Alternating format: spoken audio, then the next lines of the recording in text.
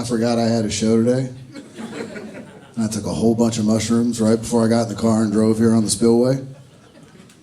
It's the worst thing you could do before standing in front of 100 strangers.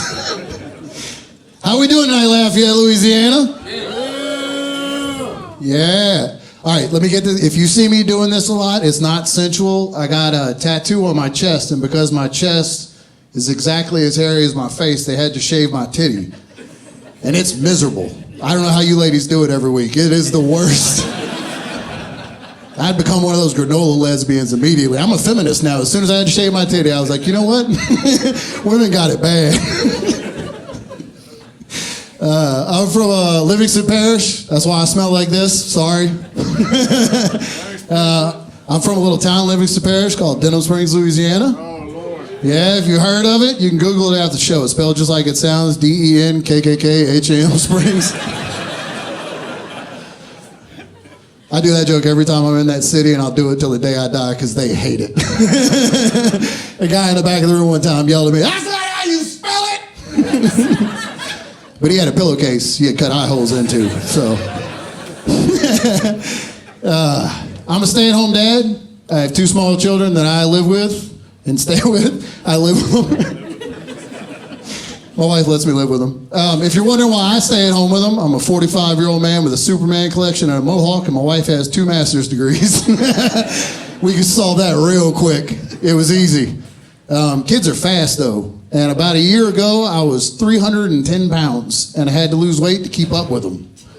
So I have since lost a... What are you pointing at? He's trying to secretly point to me at the back of the room, trying not to distract the show, and it distracted it more than it would have if he had just walked up here. I started working out and doing watching what I eat, but because I'm 45, I also got on testosterone. So I get a big old shot of man juice in my butt every week. Everybody I know has told me not to say it like that. I love saying it like that. It stops all questions that follow every single time. You're on testosterone? Ugh. And then that's it. It's an easy workout. St. Tammany Parish, where I live, requires children to be at school so many hours a day. I didn't check, but it's enough. I take them to school when I go home. I pop my titties out because that's how I like to relax. And I put on some shorts that are probably too short for a man my age, but I feel good in them. And I put the worst yacht rock you've ever heard in your life in my ears. And I start walking around my neighborhood because they say 10,000 steps is the daily recommended step count for weight loss. What they don't tell you is those steps count even if you're high, so I also bring a joint every time. Now, when I walk around the street, I get to the street corners and I do about 10 burpees, and then by the time I've got on my steps, I've done 100, 150. It's a nice workout, relaxes me, and feels good. I never thought anybody paid attention to what I was doing. I'm an adult man, I don't give a shit what anybody does. But I live in a neighborhood, and every subdivision in the North Shore has a neighborhood Facebook group, and it's the worst place on planet Earth. Sometimes I go in there just to start stuff. The other day I posted, "Hey, that kid on the tricycle on Jack Drive better watch his ass, I carry." Got 7 shares and 3 heart. Who are you sharing that with? We don't even have a Jack Drive in our neighborhood. But my wife and I met in 1995. So we officially have nothing left to talk about in any way, shape, or form. The only way we communicate is we take screenshots from our neighborhood Facebook group and talk about how much better we are than everybody that lives by us. Look at these idiots, we're so much better than them.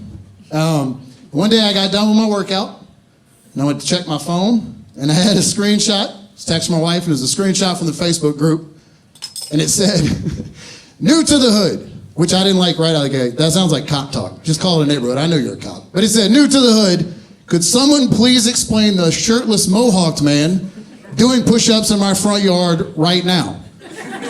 I'm not trying to start trouble, but I also don't believe that's a cigarette he's smoking. Just curious, thanks in advance." And I waited a long time, and I texted my wife. I said, "Are you sure they're talking about me?" She was.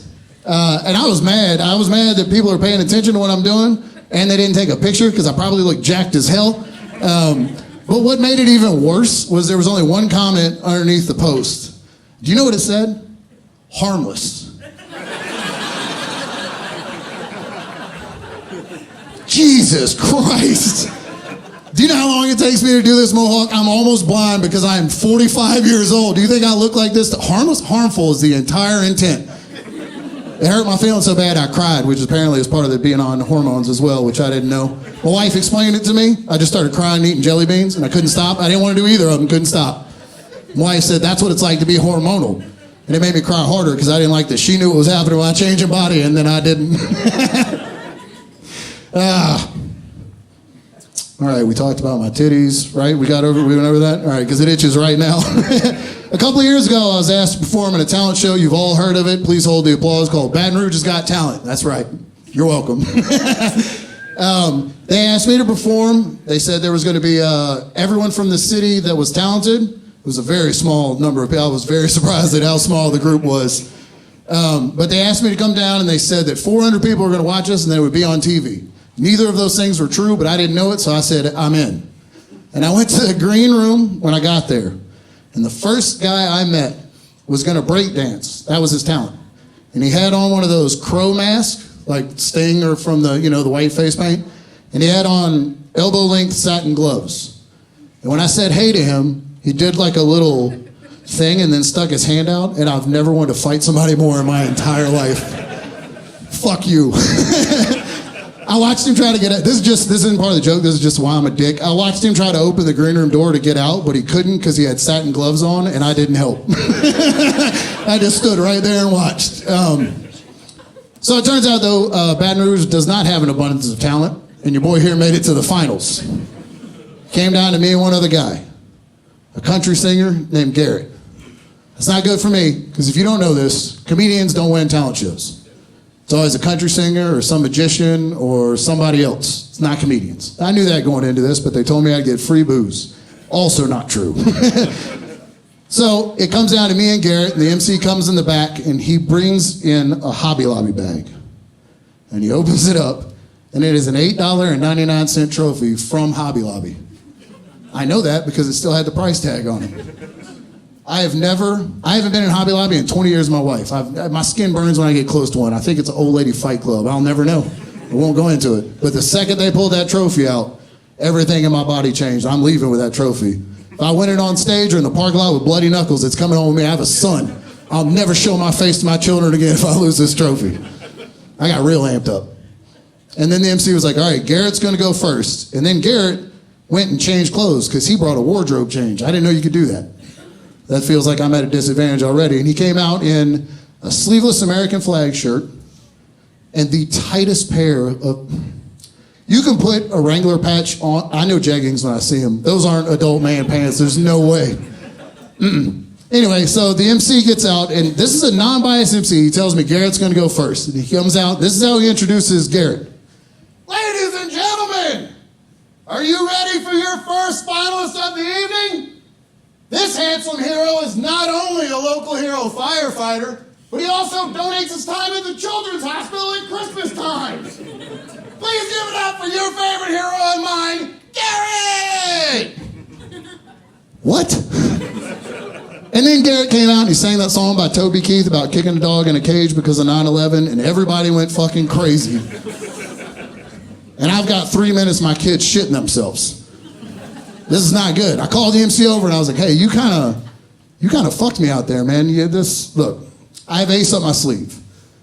I am a disabled veteran. I've only used it twice. Once at the DMV because they give you a license plate and you can just do whatever you want. It's the best thing I've ever had. I parked in the lobby. I'm just right there by the front door. What are they gonna do? And now I'm going to use it now because I think if I get this MC to tell Baton Rouge, Louisiana that I'm a disabled veteran, that's like the firefighting dog from Paw Patrol against Captain America. I went on patriotism alone. I believe in my state. And I said, I need you to tell him that I'm a disabled veteran. And he said, what? Because Garrett was very loud. And I said, I'm a disabled veteran. You can say handicapped hero if you would like. And I gave him a thumbs up. And that man looked me dead in my eyes, and he also gave me a thumbs up, but I was pretty sure our thumbs up did not mean the same thing. Garrett gets done. They have to mop the floors under everybody's mom. It was the grossest. I'm a Christian, and I hate saying it. Ugh. Garrett gets done, and the MC comes out, and this is the introduction he gives me. Ladies and gentlemen, how about Garrett, right, huh? Isn't he great? Anyway, are you ready for your next finalist? This gentleman comes to you all the way from Mandeville, Louisiana, and he's here to entertain you with his comedy stylings. Oh, and he also wanted me to tell you he's all retarded. Please give it up for Josh Martz.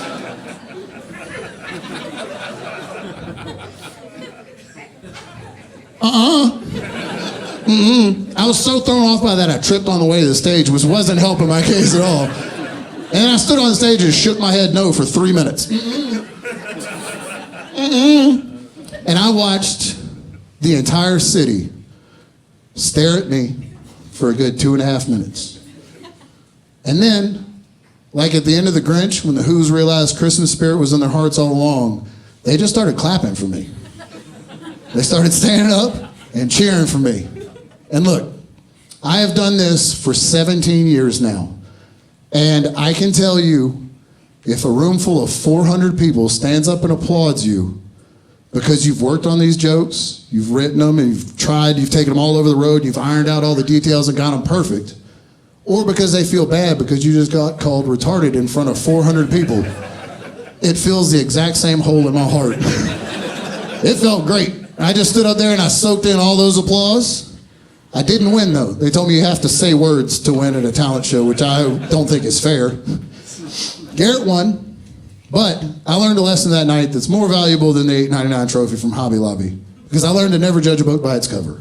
I made fun of Garrett that night, the entire night, and for years since on every single stage I've ever been on. And it turns out he actually was a hero, because at the end of the night, when he found out how upset I was about not getting the trophy, he gave it to me, because he left his truck unlocked in the parking lot. Who's retarded now, Garrett? All right, let me tell you one more before I get out of here. My wife has a real job. She works in Baton Rouge, Louisiana, and I stay home with them on the North Shore. I took them to school one day because St. Tammany Parish requires them to be there. I got home, and in Mandeville, we have medicinal marijuana cards. So I have these gummy bears that are just the best things in the world. And I get home from dropping my kids off. They're going to be there for a lot of hours. It's enough. Take my titties out, I turn on Law and Order, and I put as many of those gummies in my face as I could. I chubby bunnied. I just put as many in my mouth as I could fit. But instead of Law and Order, it was a severe weather alert. The streets and the schools are closing. Uh-oh. I got a text from my wife, and it said, "You have to get the kids." And now I've known her long enough to know that as soon as I read this, she stopped breathing before she ever sent this text. But those gummies are from a doctor. They're doing science's work in my body right now.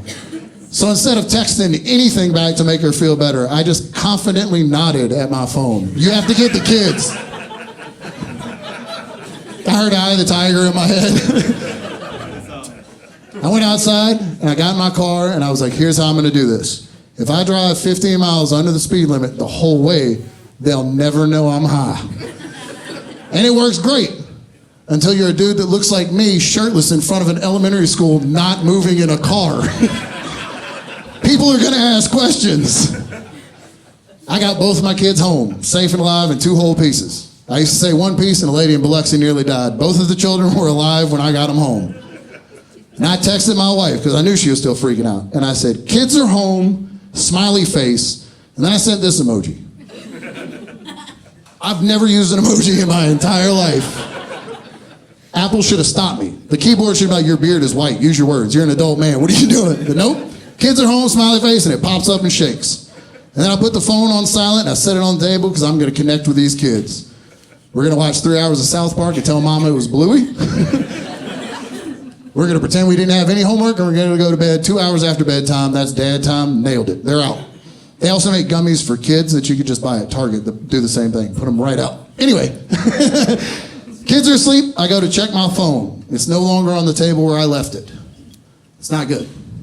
I start looking around the room and it has vibrated itself all the way across the room. I am no longer high enough to not be nervous. I go and pick my phone up and I had missed 74 text messages, 66 or 67 phone calls. Because those gummies were doing science's work, and when I texted my wife, who was terrified her children had been washed away in a flood, kids are home, smiley face, and this, my phone auto-corrected to kids are gone.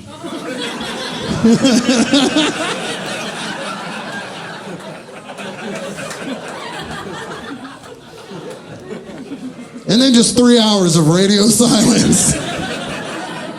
She hit me. She hit me pretty hard when she got home. I called the cops and they were like, nah, she was right. You deserve it. My name is Josh Watts. Thank you very much. Give it up for your host, Mr. Jason Leonard.